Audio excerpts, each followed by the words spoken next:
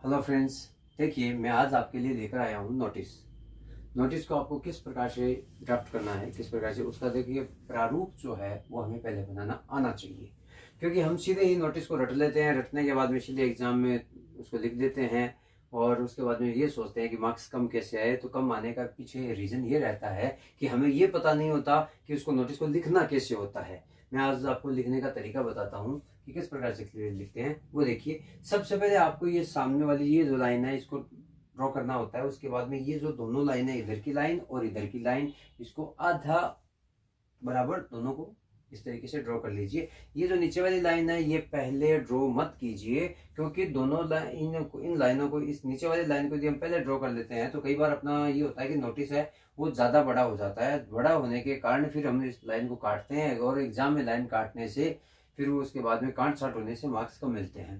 तो देखिए हम स्टार्ट करते हैं कि किस प्रकार से लिखना होता है।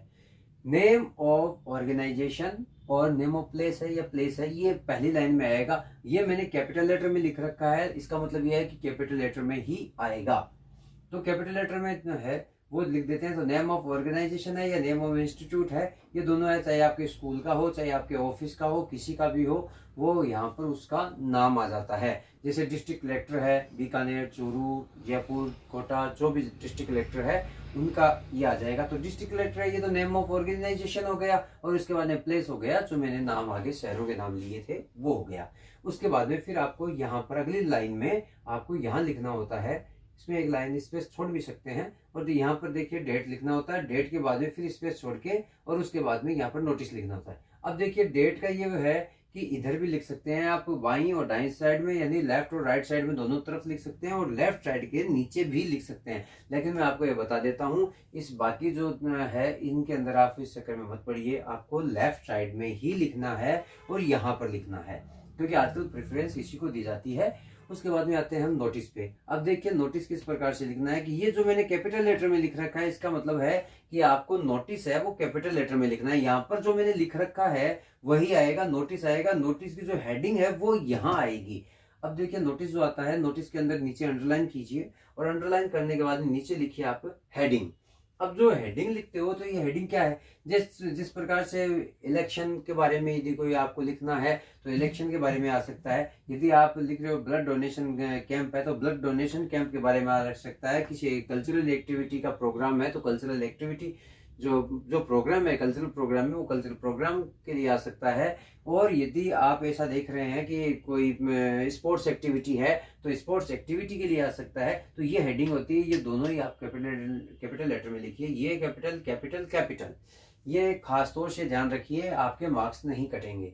उसके बाद में यहाँ पर ये जो लाइनें मैंने दे रखी हैं, ये ड्रॉ, ये आपको किस प्रकार से लिखना है कि यहाँ पर जो कंटेंट है वो आएगा, जो आपकी ये हेडिंग लिख रखा है इसका सारा मटेरियल यहाँ आएगा। आगे मैं आपको, जो बच्चे ज़्यादा इसमें मतलब याद नहीं कर सकते हैं, इसको बना नहीं सकते हैं, उनके लिए भी एक शॉर्ट में ट्रिक बताऊंगा। उस ट्रिक से आप ये जो कोई भी नोटिस आएगा वो नोटिस आप लोग लिख सकते हो।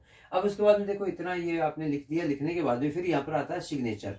सिग्नेचर किसके सिग्नेचर है, जो इसके ऑथोराइज्ड पर्सन है उसका सिग्नेचर है। और ये नेम, तो नेम इसी व्यक्ति का यहाँ पर नेम लिखा जाता है और इसी व्यक्ति का यहाँ पर डेजिग्नेशन। डेजिग्नेशन का मतलब होता है पद, यानी वो किस पोस्ट पर है वो। अब देखिए एक है कि जैसे इलेक्शन कमीशन का है तो इलेक्शन कमीशन के लिए इलेक्शन कमीशन के जो हेड है उनका लिखा जाएगा। यदि किसी कल्चरल प्रोग्राम का है तो जो कल्चरल प्रोग्राम की सेक्रेटरी है वो लिखा जाएगा। यदि आप प्रिंसिपल की तरफ से लिख रहे हो तो प्रिंसिपल लिखा जाएगा। यानी जो हेडिंग आपको, जिस प्रोग्राम की हेडिंग है उस प्रोग्राम के जो ऑथोराइज्ड पर्सन है उन्हीं पर्सन का डेजिग्नेशन यहाँ पर लिखा जाना है। उसके बाद में फिर इस लाइन को कंप्लीट करके, और ये आपका एक पूरा जो नोटिस का जो प्रारूप है, जो फॉर्मेट है, वो मैंने आपको बता दिया है। ये इस बात का खास तौर से ध्यान रखें, विदाउट फॉर्मेट यदि आप लिखेंगे आपके मार्क्स कटेंगे।